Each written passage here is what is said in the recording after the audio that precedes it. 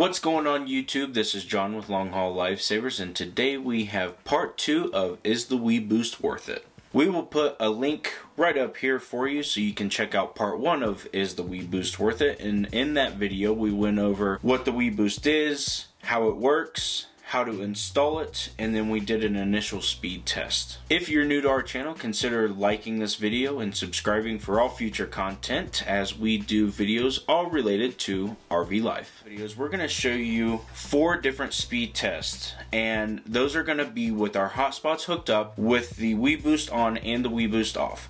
Now a little disclaimer, when we did our speed test in part 1, we only had one hotspot that was running off of T-Mobile. We just recently switched our phone service to AT&T, and it also came with a hotspot. So that is going to be the 4 tests. We're going to test with and without the Weboost on our old hotspot, and then with and without the Weboost with our new hotspot. It's also important to note that even though our components are 5G capable, we are in the mountains of Albuquerque and there is no 5G in Albuquerque. With us being in the mountains, we're also kind of in the middle of nowhere surrounded by trees, so these speed tests are going to be possibly a little slower than what you would get out of your service. The first test we're going to run is on our T-Mobile hotspot with the Weboost unplugged. So this is kind of our baseline. We'll see what the speeds are.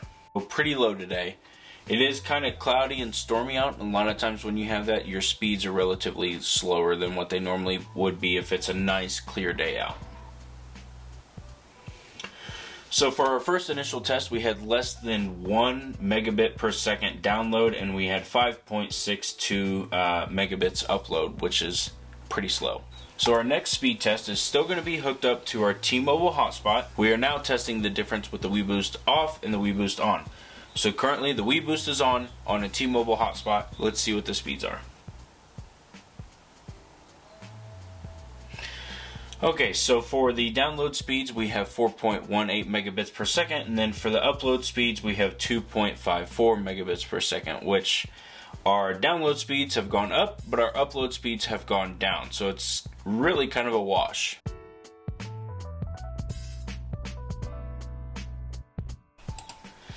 So right now we're hooked to our AT&T hotspot with the Weboost unplugged. And you can see the speeds are a lot faster.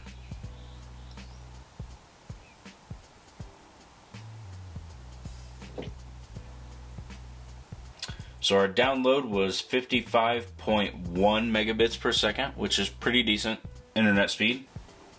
And our upload was 4.06. So now we're testing our AT&T hotspot with the Weboost plugged in.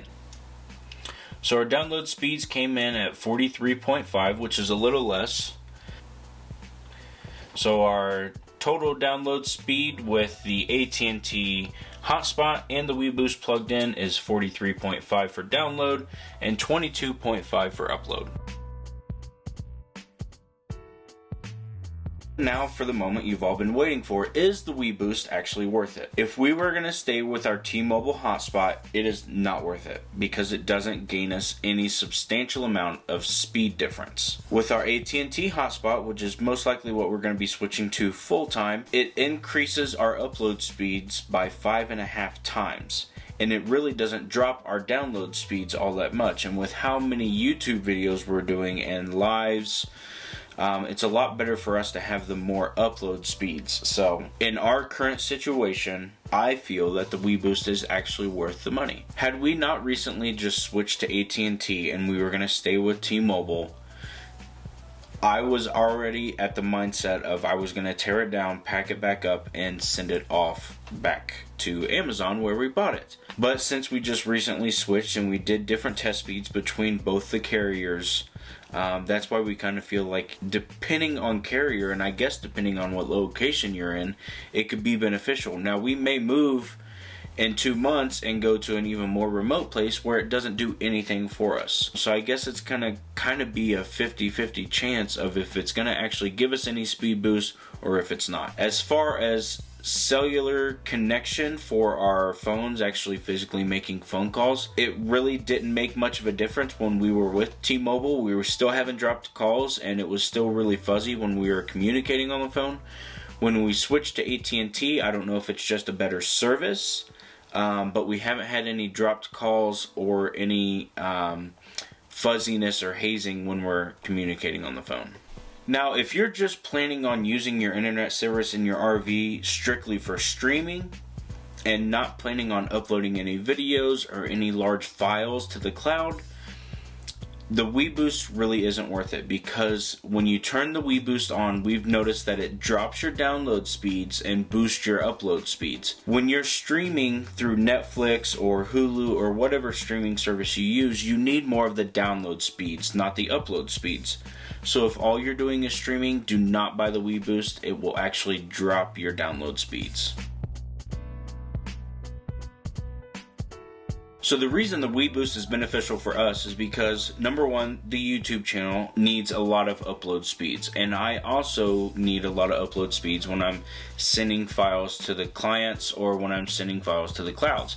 I do just as much downloading as I do uploading of the files, and since when we're on the AT&T hotspot, the Weboost doesn't really drop our download speeds a whole lot, but it does substantially raise the upload speeds. So for us at this point in time, it is beneficial for us. Alright guys, that's going to be it for today's episode. If you have any questions or comments, please feel free to drop them below. We'll answer them as best we can. But until next time, stay safe. See you guys.